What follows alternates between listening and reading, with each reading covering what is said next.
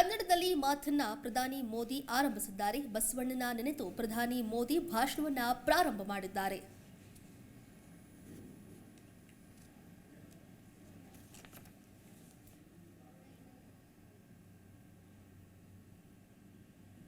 दिया था तब भारत का कृषि बजट 25,000 करोड़ रुपए था। कितना कितना इस वर्ष हमारा कृषि बजट 1,25,000 करोड़ रुपए से ज्यादा है, यानी 5 गुना ज्यादा बढ़ोतरी हुई है। ये दिखाता है कि बीजेपी सरकार किसानों को मदद करने के लिए कितनी गंभीर है, कितनी सक्रिय है। हमने टेक्नोलॉजी पर बल दिया, जिसका लाभ भी किसानों को हो रहा है। आप कल्पना कर सकते हैं, अगर जनधन बैंक खाते ना होते, मोबाइल कनेक्शन न बढ़ता, आधार न होता, तो क्या ये सब संभव होता? क्या हमारी सरकार ज्यादा से ज्यादा किसानों को किसान क्रेडिट कार्ड से भी जोड़ रही है। कोशिश यही है कि किसानों के पास बैंक से मदद पाने की सुविधा लगातार रहे, हमेशा रहे। साथियों, इस वर्ष का बजट हमारी खेती की आज की स्थिति के साथ साथ भविष्य की जरूरतों को भी एड्रेस करता है। आज की जरूरत भंडारण की है, स्टोरेज की है, कृषि में आने वाली लागत को कम करने की है, छोटे किसानों को संगठित करने की है। इसलिए बजट में सैकड़ों नई भंडारण सुविधाएं बनाने पर बल दिया गया है। इसके साथ साथ सहकारिता के स्तर पर विस्तार करके उसका पर हमने अभूतपूर्व फोकस किया है। प्राकृतिक खेती को प्रमोट करने के लिए भी अनेक कदम उठाए गए हैं। प्राकृतिक खेती से किसान की लागत में बहुत कमी आने वाली है। नेचुरल खेती में किसानों को सबसे बड़ी समस्या खाद और कीटनाशक बनाने में आती है। अब इसमें किसानों को मदद करने के लिए हजारों सहायता केंद्र बनाए जाएंगे। किसान की लागत बढ़ाने में केमिकल फर्टिलाइजर की भूमिका अधिक होती है। अब हमने किसानों के लिए पीएम प्रणाम योजना शुरू की है। इसके माध्यम से केमिकल फर्टिलाइजर का प्रयोग कम करने वाले राज्यों को केंद्र से अतिरिक्त मदद मिलेगी। भाइयों और बहनों, हम देश की कृषि को भविष्य की चुनौतियों को देखते हुए हमारी पूरी किसानी ग्रामीण अर्थव्यवस्था इसमें नए प्राण लाने के लिए हम कृतनिश्चयी हैं, बल दे रहे हैं। क्लाइमेट चेंज के कारण कितनी समस्या आ रही है, ये हमारा किसान आज अनुभव कर रहा है। इसलिए अब हमें अपनी पुरानी परंपराओं की ताकत को फिर से याद करना होगा। हमारा मोटा अनाज, और मैं तो देख रहा था मोटे अनाज की सुंदरता भी कितनी अच्छी है। हमारा मोटा अनाज हर मौसम, हर परिस्थिति को झेलने में सक्षम है और ये सुपरफूड है। मोटा अनाज सुपरफूड है, ये अधिक पोषक भी होता है। इसलिए इस वर्ष के बजट में हमने मोटे अनाज को श्री अन्न के रूप में नई पहचान दी है और कर्नाटका तो श्री अन्न के मामले में दुनिया का एक बड़ा केंद्र और सशक्त केंद्र है। यहां तो श्री अन्न को पहले से ही श्री धान्य कहा जाता है। अनेक प्रकार के श्री अन्न यहां का किसान उगाता है। कर्नाटका की बीजेपी सरकार हमारे मुख्यमंत्री जी के नेतृत्व में इसके लिए किसानों को मदद भी देती है। मुझे याद है कि रैता बंधु येदियुरप्पा जी ने श्री अन्न को प्रोत्साहन देने के लिए यहां कितना बड़ा अभियान चलाया था। अब हमें इस श्री अन्न को पूरी दुनिया में पहुंचाना है। श्री अन्न को उगाने में लागत भी कम है और पानी भी कम लगता है, इसलिए ये छोटे किसानों को डबल बेनिफिट देने वाला है। साथियों, इस क्षेत्र में गन्ने की पैदावार खूब होती है। भाजपा सरकार ने हमेशा गन्ना किसानों के हितों को सर्वोपरि रखा है। इस साल के बजट में भी गन्ना किसानों से जुड़ा एक अहम फैसला लिया गया है। शुगर कोऑपरेटिव्स द्वारा 2016-17 के पहले के गए पेमेंट पर टैक्स में छूट दी गई है और इससे शुगर कोऑपरेटिव के ऊपर जो 10,000 करोड़ रुपए का बोझ था, जो यूपीए सरकार उनके सर पर डाल के गई थी, उन 10,000 करोड़ रुपए का फायदा ये मेरी शुगर कोऑपरेटिव को होने वाला है। आप सभी को ये भी पता है कि हमारी सरकार इथेनॉल के उत्पादन पर कितना जोर दे रही है। इथेनॉल का उत्पादन बढ़ने से गन्ना किसानों की आय भी बढ़ रही है। बीते 9 वर्षों में पेट्रोल में इथेनॉल की ब्लेंडिंग को बढ़ाकर 1.5% से 10% किया जा चुका है। अब सरकार पेट्रोल में 20% इथेनॉल ब्लेंडिंग का लक्ष्य लेकर चल रही है। जितना ही देश इस दिशा में आगे बढ़ेगा, उतना ही हमारे गन्ना किसानों को भी फायदा होगा।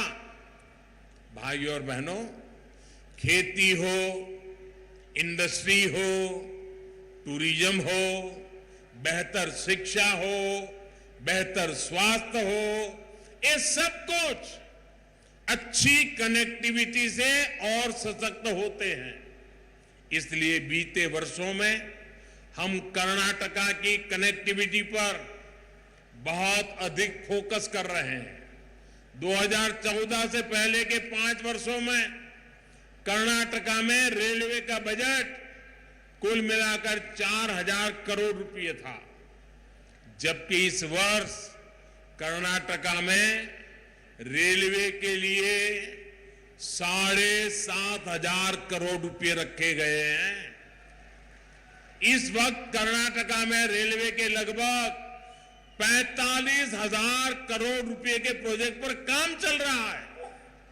आप सोच सकते हैं कि इसके कारण कर्नाटका में कितने लोगों को रोजगार मिल रहा है। बेळगावी का आधुनिक रेलवे स्टेशन देखकर हर किसी को आश्चर्य भी होता है, हर किसी को गर्व भी होता है। इस आधुनिक रेलवे स्टेशन से यहां सुविधाएं तो अधिक हुई है, रेलवे को लेकर विश्वास भी बढ़ रहा है। ऐसे शानदार स्टेशन पहले लोग विदेशों में ही देखते थे, अब भारत में भी ऐसे स्टेशन बन रहे हैं। कर्नाटका के अनेक स्टेशनों का, रेलवे स्टेशनों का ऐसे ही आधुनिक अवतार में सामने लाया जा रहा है। लौंदा घाटप्रभा लाइन की डबलिंग से अब सफर तेज होगा और सुरक्षित होगा। इसी प्रकार जिन नई रेल लाइनों पर आज काम शुरू हुआ है वे भी इस क्षेत्र में रेल नेटवर्क को सशक्त करेगी। बेलगावी तो एजुकेशन, हेल्थ और टूरिज्म के लिहाज से एक बड़ा सेंटर है। ऐसे में अच्छी रेल कनेक्टिविटी से इन सेक्टर्स को भी लाभ होगा। भाइयों और बहनों, भाजपा की डबल इंजन सरकार तेज विकास की गारंटी है। डबल इंजन सरकार कैसे काम करती है इसका उदाहरण जल जीवन मिशन है। साल 2019 तक कर्नाटका के गांवों में सिर्फ 25% परिवारों के पास घर में नल से पानी के लिए कनेक्शन था। आज कर्नाटका में नल से जल की कवरेज डबल इंजन सरकार के कारण, हमारे मुख्यमंत्री जी के सक्रिय प्रयासों के कारण आज कवरेज 60% से अधिक हो चुकी है। यहां बेलगावी के भी 2 लाख से भी कम घरों में नल से जल आता था। आज ये संख्या 4.5 लाख पर पार कर चुकी है। हमारी गांव की बहनों को पानी के लिए भटकना न पड़े, सिर्फ इसी के लिए ही इस बजट में 60,000 करोड़ रुपए दिए गए हैं। भाइयों और बहनों, बीजेपी सरकार समाज के हर उस छोटे से छोटे वर्ग को सशक्त करने में जुटी है जिसकी पहले की सरकारों ने सूद नहीं ली थी। बेलगावी तो कारीगरों, हस्तशिल्पियों का शहर रहा है। ये तो वेणुग्राम यानी बांस के गांव के रूप में मशहूर रहा है। आप याद कीजिए, पहले की सरकारों ने लंबे समय तक बांस की कटाई पर रोक लगा दी थी। हमने कानून बदला और बांस की खेती और व्यापार के रास्ते खोल दिए। इसका बहुत बड़ा लाभ बांस का काम करने वाले कलाकारों को हुआ है। बांस के अलावा यहां दूसरे क्राफ्ट का काम भी खूब होता है।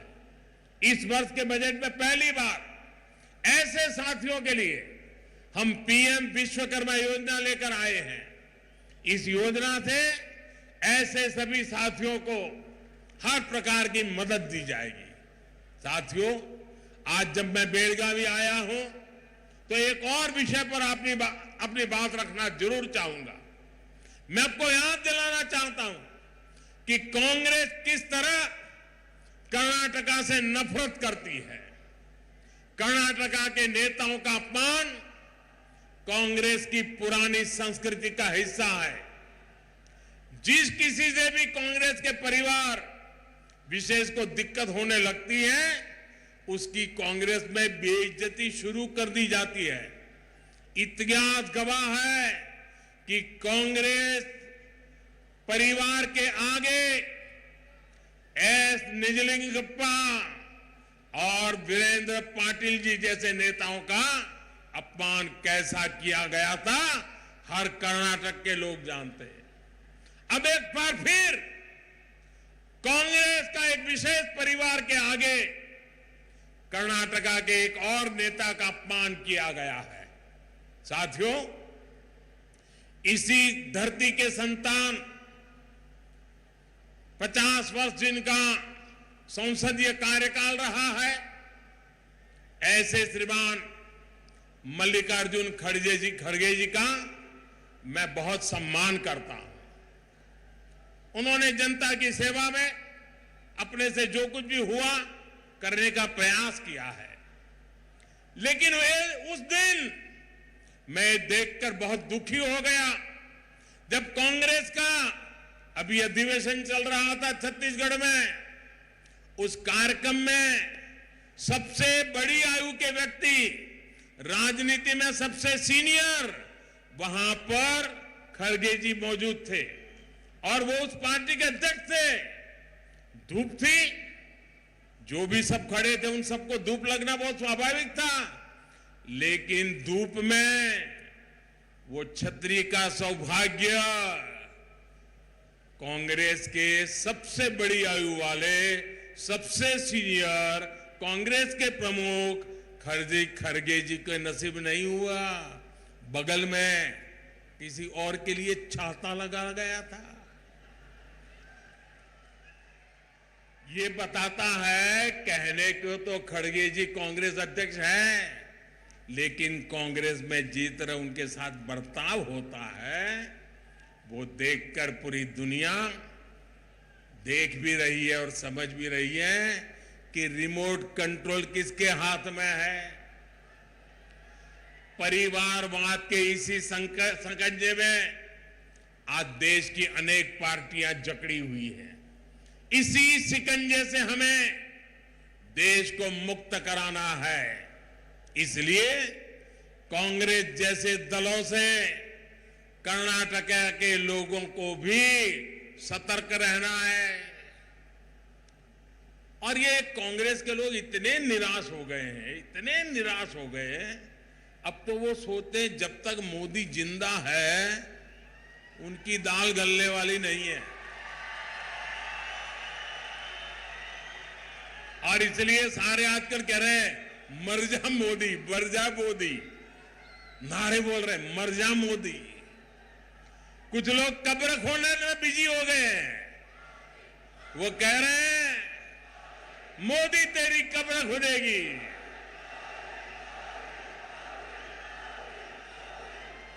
मोदी तेरी कब्र खुदेगी, लेकिन देश कह रहा है मोदी तेरा कमल खिलेगा, मोदी तेरा कमल खिलेगा। साथियों, जब सच्ची नीयत के साथ काम होता है तब सही विकास होता है। डबल इंजन सरकार की नीयत भी सच्ची है और विकास की निष्ठा भी पक्की है। इसलिए हमें इस विश्वास को बनाए रखना है। कर्नाटका के देश के विकास को गति देने के लिए हमें यूं ही आगे बढ़ना है। सबका प्रयास से ही हम देश को विकसित बनाने के सपने को पूरा कर पाएंगे। और मैं आज यहां कार्यक्रम में थोड़ा देर से पहुंचा। हेलीकॉप्टर से पूरे रास्ते पर बेलगावी ने जो स्वागत किया है, जो आशीर्वाद दिए हैं, माताएं, बहनें, बुजुर्ग, बच्चे, अभूतपूर्व दृश्य था। मैं बेलगावी के, कर्नाटका के इस प्यार के लिए सर झुका करके उनको प्रणाम करता हूं, सर झुका करके उनका धन्यवाद करता हूं।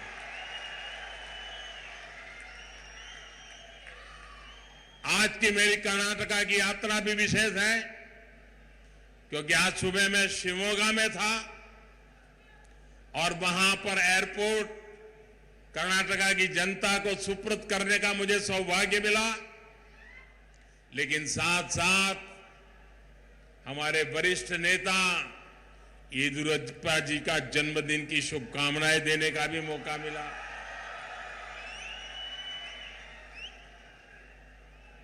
और शिवमोगा से यहां आया तो आप सबने तो कमाल ही कर दिया। ये प्यार, ये आशीर्वाद, मैं आपको विश्वास दिलाता हूं, बेलगावी के मेरे प्यारे भाइयों बहनों, कर्नाटका के मेरे प्यारे भाइयों बहनों, मैं आपको विश्वास दिलाता हूं, ये आप जो मुझे प्यार दे रहे हैं ना, आप जो हम सबको आशीर्वाद दे रहे हैं ना, मैं इसे ब्याज समेत लौटाऊंगा।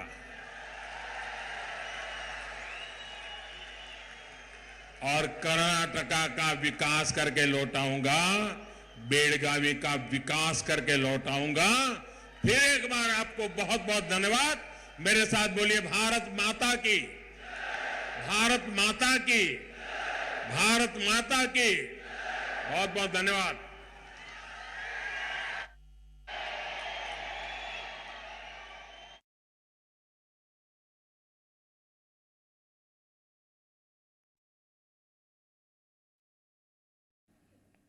ನಾವು ಮಾಲಿನಿ ಸಿಟಿಯಲ್ಲಿ ಪ್ರಧಾನಿ ಮೋದಿ ಪವರ್ ಶೋ ಭರ್ಜರಿಯಾಗಿ ಪ್ರಾರಂಭವಾಗಿದೆ. ಇನ್ನು ಜನರನ್ನ ಉದ್ದೇಶಿಸಿ ಮೋದಿ ಕನ್ನಡದಲ್ಲೇ ಭಾಷಣವನ್ನ ಪ್ರಾರಂಭ ಮಾಡಿದ್ರು.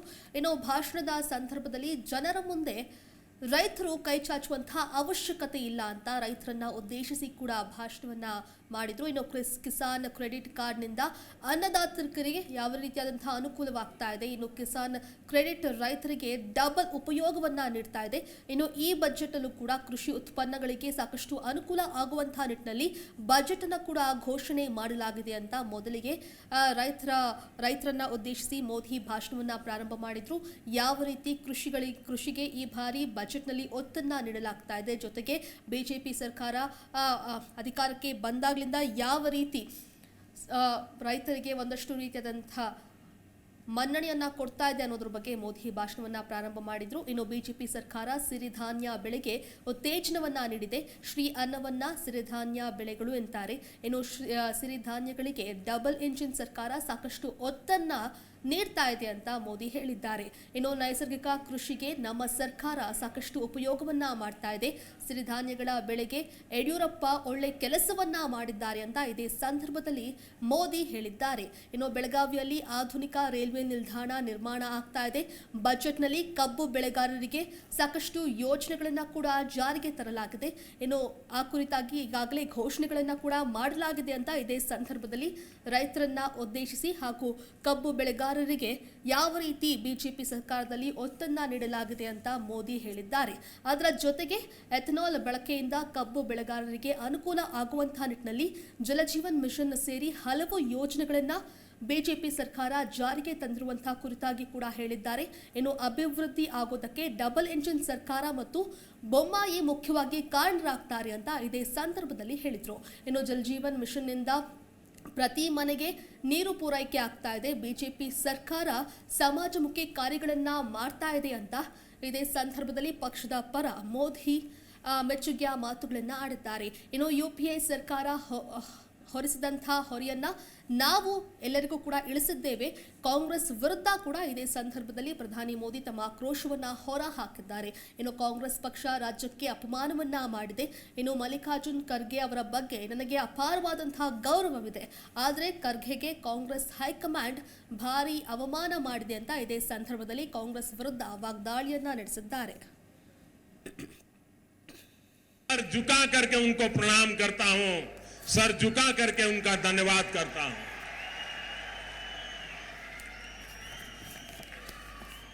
आज की मेरी कर्नाटका की यात्रा भी विशेष है, क्योंकि आज सुबह मैं शिवमोगा में था और वहां पर एयरपोर्ट कर्नाटका की जनता को सुपुर्द करने का मुझे सौभाग्य मिला.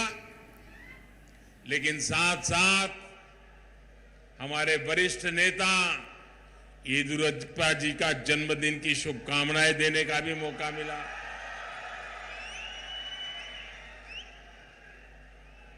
और शिवमोगा से यहां आया तो आप सबने तो कमाल ही कर दिया.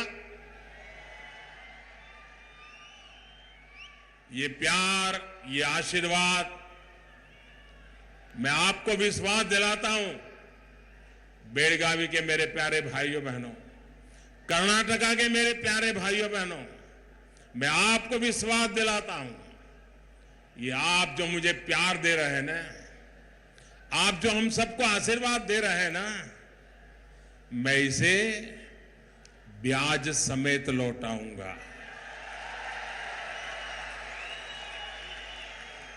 और कर्नाटका का विकास करके लौटाऊंगा, बेलगावी का विकास करके लौटाऊंगा.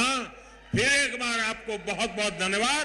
मेरे साथ बोलिए भारत माता की, भारत माता की, भारत माता की. बहुत बहुत धन्यवाद.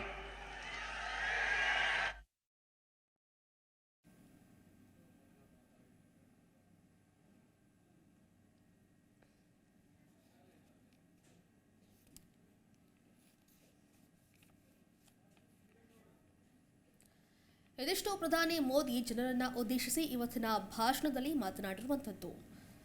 ಇದಾಗಿತ್ತು ಈ ಹೊತ್ತಿನ ವಿಶೇಷ. ನೋಡ್ತಾರೆ ಜಿ ಕನ್ನಡ ನ್ಯೂಸ್, ಸತ್ಯವೇ ಸುದ್ದಿಯ ಜೀವಾಳ. ಪ್ರತಿಕ್ಷಣದ ಸುದ್ದಿಗಾಗಿ Zee Kannada news app download ಮಾಡಿ. Live TV, latest updates, entertainment, lifestyle, technology ಸುದ್ದಿ ನಿಮ್ಮ ಅಂಗೈಯಲ್ಲಿ.